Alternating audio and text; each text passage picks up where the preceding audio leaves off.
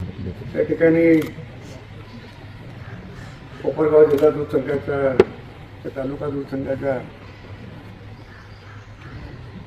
150 मेगावॅटचं सौर ऊर्जा त्यांनी काही 2-3 मशिनरी घेतल्या त्याचं एक उद्घाटन होतं. म्हणजे 3-4 महिने ते माझ्या मागे होते की आम्हाला काही तारीख द्या. पण ते योग जुळत नव्हतं. त्याच्या आग्रहामुळे मी अनेकच काल संभाजीनगरला होतो आणि उद्या मला जायचं होईल. तिथे एक जैन समाजाचा मोठा कार्यक्रम आहे त्याला. त्यामुळे 1 दिवसाचा जो वेळ होता तो त्यासाठी इकडं आलो. माननीय शंकरराव कोल्हे साहेबांची माझी ओळख त्याची 1966 झालेली. मी 21 वर्षाचा होतो 66ला. आणि त्यावेळेला विवेक साप्ताहिक जर कोणाला माहीत असेल तर त्याने एक विशेष साखर उद्योग विशेषांक काढला होता. आणि त्या ह्या सगळ्या साखर व्यवसायातील चेअरमनची मला मुलाखत घ्यायला सांगितली. कारण मी विवेकमध्ये काम करत होतो आणि संभाजीनगरला राहत होतो. त्यामुळे मी आलो होतो. तर शंकरराव कोल्हे साहेबांचं कडे आपण जायचं कसं, कोणाच्या मार्फत जायचं वगैरे वगैरे शोधाशोध झाली. काही डावा संघाकडून आली. त्याच्यात तुमचे शिक्षक जोगळेकर, दादा जोगळेकरच तुम्हाला शिकायला. मग जोगळेकरांच्या घरी गेलो आणि मग त्यांना घेऊन गेलो. तिथे कोपरगावमध्ये गावात राहत होता.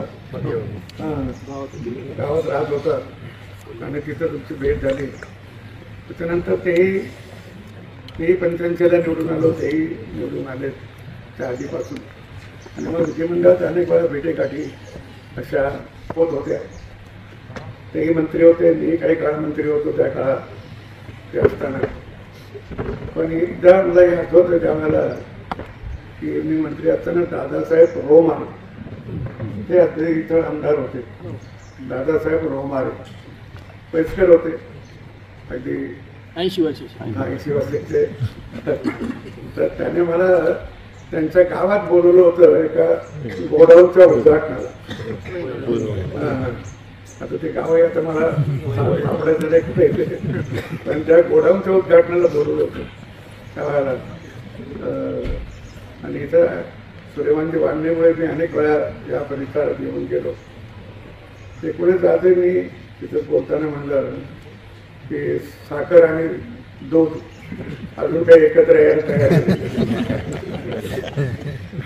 साखर पिपरी दादाची आणि दूध मोद्याचं किंवा याचं वर्धनेचं किंवा विखे पाटलांचं. दुधात साखर काही मिळायला तयार नाही आलो. आमचा प्रयत्न चालू आहे. आजही खरं म्हणजे विखेताईंनी आणि कोल्हेताईंनी प्रयत्न केला होता. त्यांना फोनही केलं होतं. त्यांनी मला सांगितलं पण मला फोन आला होता ताईचा.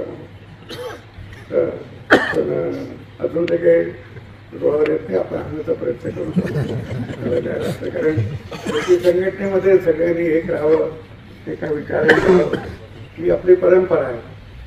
आणि संघटनेमध्ये जे एकत्र राहतील त्यांचं होतं. आता बऱ्याच वेळा निवडणुका हे ते पक्षातले मतभेद आणि मतभेद काही पहिली वेळ नाही. अनेक वर्ष चालतं.